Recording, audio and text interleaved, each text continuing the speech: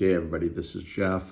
Before any of you say, hey, Jeff, you didn't mention AI, artificial intelligence, in this linguistics for user assistance and translation. So here's why I'm going to do it here, okay? But I'm not going to say AI. I'm going to say different generations of AI, because AI has not been just one thing. AI has not been on the earth and on this planet since November 2022 for the past 3 years. It's been around for about 50, 60 years, maybe longer. Let's take some things. So in the previous, let's say, rule and dictionary-based systems, rule-based systems, back then we'd built dictionaries, which is terminology, which I've already covered in one of the sections. In fact, two of the sections I've covered specifically on that.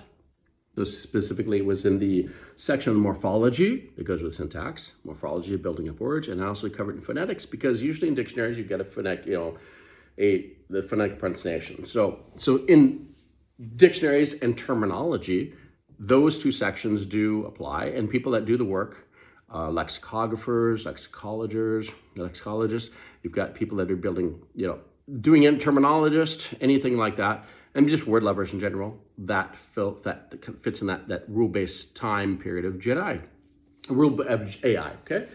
Now, let's look at, and then we can talk about, back in those periods of time, we were still doing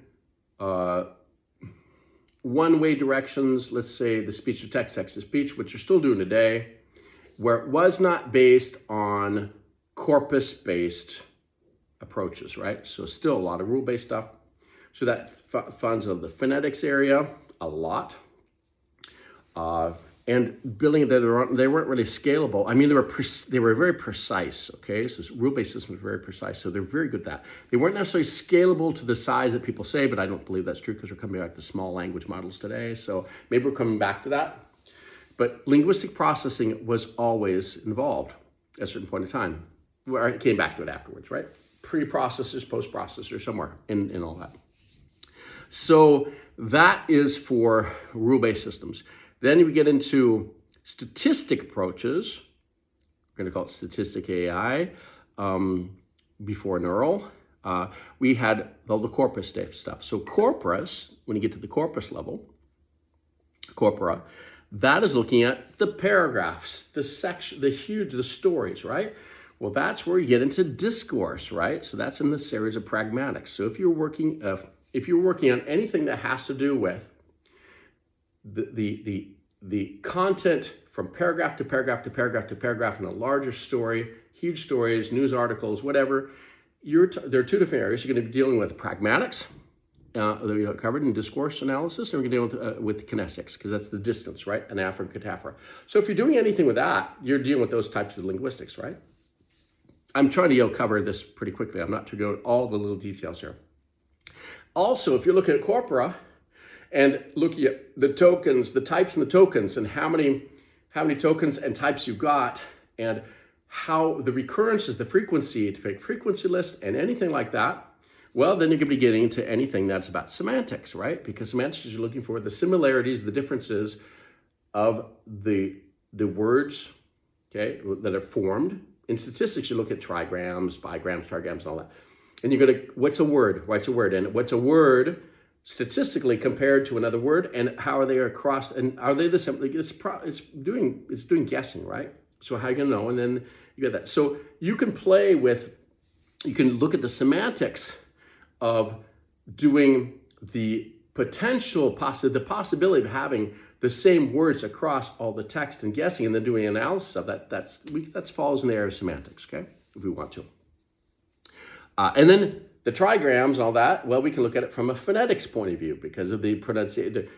Are these consonants? Are these vowels? Are these diphthongs? I mean, that gets back into phonetics, right? So we can say that. And I'm still back in the rule-based time and statistics-based time. Now we get to the neural.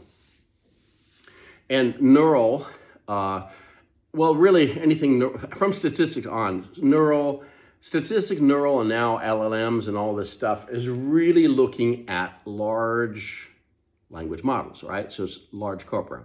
So it's going to still all come into play here.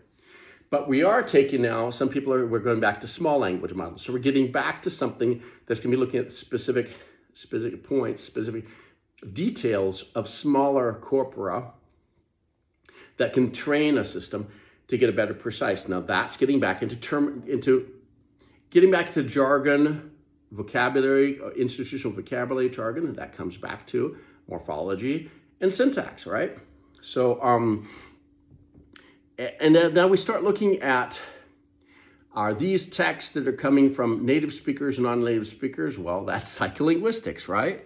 So all these data scientist roles, computational linguistics roles, they fit into this as well, right? And now we call them, data scientists, couplings before. I mean, this is not really hard to look at it.